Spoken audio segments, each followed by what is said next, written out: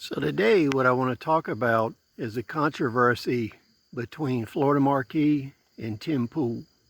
Tim Pool is kind of a propagandist.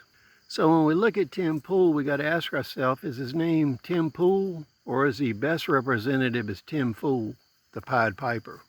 So when we look at the Pied Piper comes into town, the people employ him to get rid of all the rats. So he blows the whistle, the flute, takes all the rats away and drowns them in the river.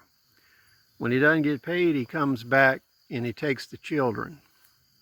So is Tim Pool's purpose to enlighten you, to propagandize you, or is it just to make money?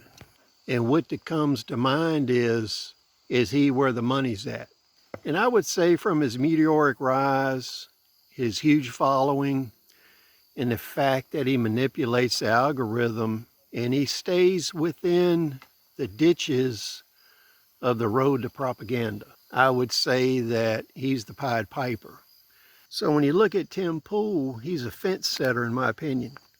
He has no real thoughts or values. His values, thoughts, and subjects and opinions, they blow around with the wind, whichever direction the wind's blowing. And he always stays within the boundaries of allowed speech. Now, he had a guest on that's supposed to be a rancher survivalist PhD or whatever. And this guy, if you look at him, you can tell he really doesn't know what he's talking about.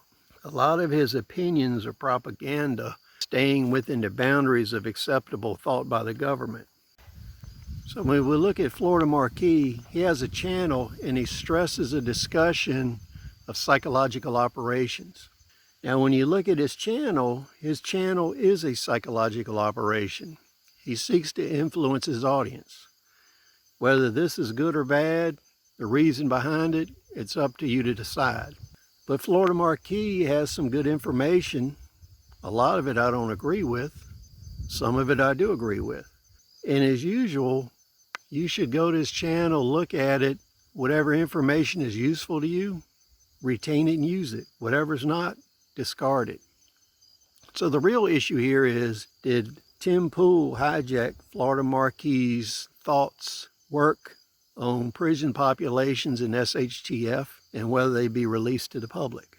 I want you to watch both videos, see what you think, and let me know. So the next question is Florida Marquis and his theory that the government will empty prisons during SHTF. On one hand, I agree with that, and on the other hand, I disagree.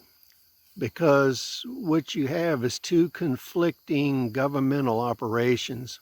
You have the Democratic Party that will empty prisons, get rid of bail, and release prisoners without actually booking them after their arrest. And the reason for that is twofold. One is to increase their number of voters.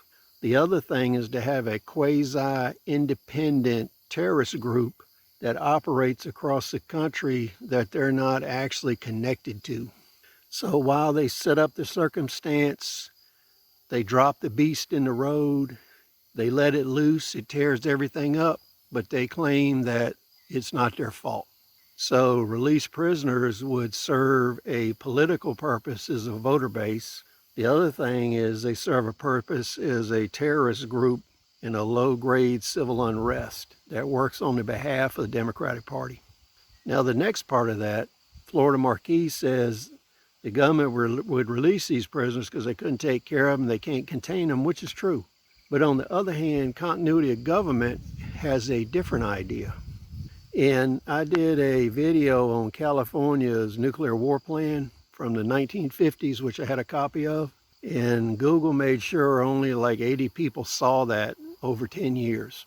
In that, it makes clear, as does all the executive orders and FEMA policies, that prisoners would be used as conscripted forced labor. So what would happen is you would have certain prisoners that would be conscripted for labor. Some would be released because they don't fit the profile for the labor involved.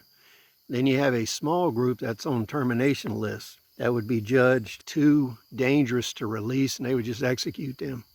So go ahead and take a look at Tim Pool, take a look at Florida Marquis, and let me know what you think. Do you think Tim Pool stole Florida Marquis' work? Now, another part of this is the fact that Florida Marquis talks a lot about how these groups and gangs would operate, which I agree with. And one thing I kind of pioneered was the discussion of primitive infantry. And I would go further than Florida Marquis, and I would say that most of these groups, because of lack of weapons, and even after they would take over caches and prepper hordes and things like that, they still wouldn't have enough weapons. So they would employ the techniques used in primitive infantry. So if you want to know about that, check out my videos on that. So please share your thoughts. We'll see you on the next video.